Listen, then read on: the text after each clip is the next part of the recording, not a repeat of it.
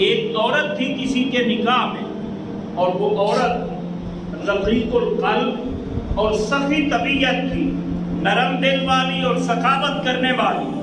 کوئی بھی فقیر آتا، ضرورت مند آتا تو اس کو خالی نہیں موڑتی تھی، اسے دیتی تھی۔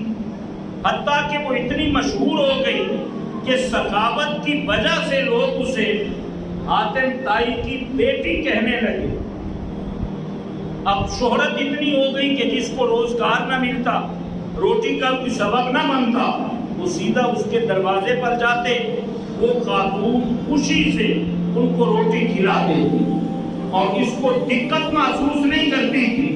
جب یہ سلسلہ بڑھا، اس نے یہ دیکھا کہ فقیر دور سے آتے ہیں، بعض دفعہ شام ہو جاتی ہے، انہیں واپس جانے میں دقت ہوتی ہے۔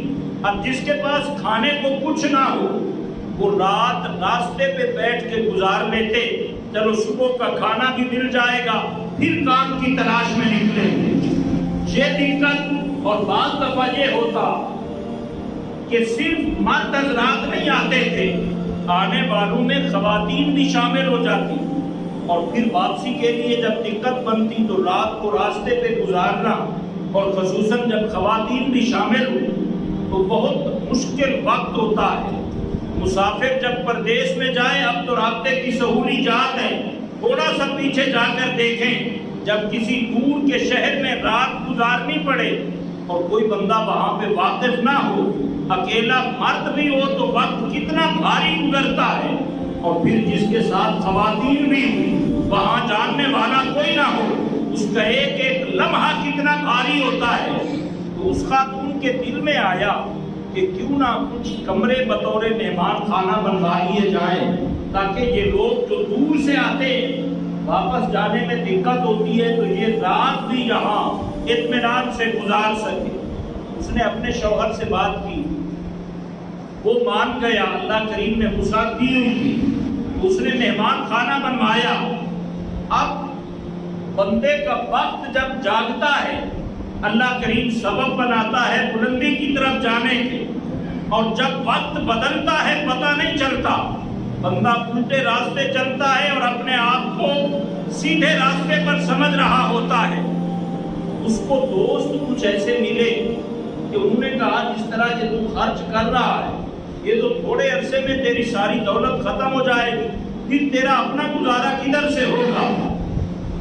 ایک بار کہا، دو بار کہا، جب بار بار اس نے سنا تو وہ اپنی بیوی پر ناراض ہوا اور اسے کہا کہ اگر یہ سلسلہ اسی طرح دینے کا اور لوگوں کو کھلانے کا ہمارا جاری رہا تو یہ تو تھوڑے عرصے میں ہماری دولت ختم ہو جائے گی، ہم خود اپنا گزارا کیسے کریں گے؟ اب وہ نیک خاتون تھی، اس نے موقع پر جواب دینا مناسب نہ سمجھا، اس لیے کہ اس وقت شوہر غصے کی حالت میں تھا اور ہر بات کا جواب موقع پر دینا ضروری نہیں ہوتا۔ وہ خاتون تھی، بیوی تھی، اس کے دل میں شوہر کی اطاعت لازم تھی، شوہر پہ حکم چلانا نہیں۔ اس نے موقع پر خاموشی اختیار کی اور وہ موقع کی تلاش میں رہی کہ اپنے شوہر کے ذہن میں یہ بات کیسے بٹھاؤں کہ سخاوت کرنا اور رب کے راستے میں دینا یہ رزق میں فراوانی کا سبب ہے، رزق میں کمی کا سبب نہیں۔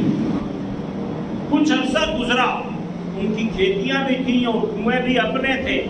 ایک دن وہ کہنے لگی کہ گھر میں اکیلے بیٹھے بیٹھے اکتا گئی، دل کرتا ہے کہ آج چلے اور اپنے کھیت فصلیں دیکھ کر آئیں۔ اس نے کہا ٹھیک ہے چلتے، تو شوہر اپنی بیوی کو لے کر اپنے کھیتوں کی طرف چل پڑا۔ ساری زمین گھوم گھما کے آخر میں وہ خاتون ایک کنویں کے کنارے بیٹھ گئی اور بار بار کنویں کے اندر دیکھنے لگی۔ اس کا شوہر بھی پھر پھرا کے آ گیا، اس نے دیکھا کہ بیوی کنویں کے کنارے بیٹھی ہے اور بار بار کنویں کے اندر دیکھ رہی ہے۔ اس نے ایک بار کہا کہ آؤ اب چلے، فصلیں دیکھ لی ہیں، گھر کی طرف چلے۔ اس نے کہا ٹھیک ہے چلتے۔ اب شوہر متوجہ ہے اس کی طرف کہ کنویں کے کنارے بیٹھی ہے، یہ اٹھے تو اسے لے کر میں چلوں۔ وہ اسے جواب دے کر پھر کنویں میں دیکھتی۔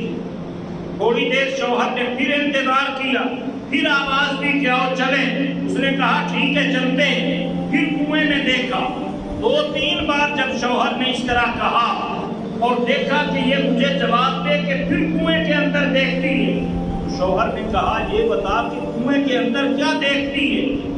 اس نے لمبی آہ بھری اور کہا دیکھ یہ رہی کہ یہ ڈول خالی جاتے ہیں اور پانی سے بھر کے واپس آتے ہیں۔ وہ مسکرا دیا۔